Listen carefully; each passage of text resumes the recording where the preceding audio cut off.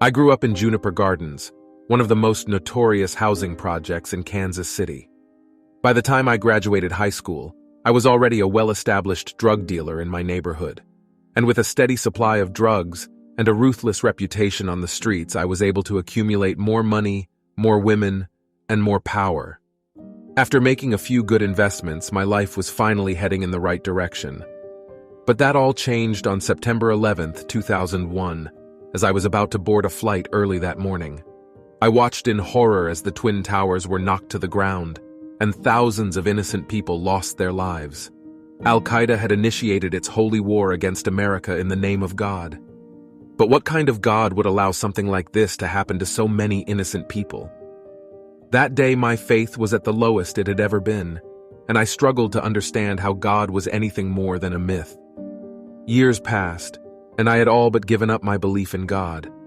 I had built a wall around my heart and refused to let anybody or anything penetrate it.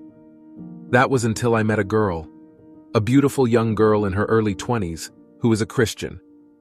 We met at a party, both of us there with mutual friends. As we were getting to know each other, we found ourselves talking about our religious beliefs. I thought she was a little too religious, but I was impressed by her conviction and passion for Christ. As we debated the existence of God, her words were like a wrecking ball, hitting its intended target. Every word she spoke was backed up with the weight of a Bible verse, as she relentlessly attacked my argument of God's non-existence. I found myself at a loss for words, suddenly becoming more curious than combative. I had never heard someone speak with such passion for God. Our conversation played repeatedly in my mind, and a few weeks later, the strangest thing happened to me. I found myself home alone, having what felt like an out-of-body experience and receiving what I took to be a revelation from God.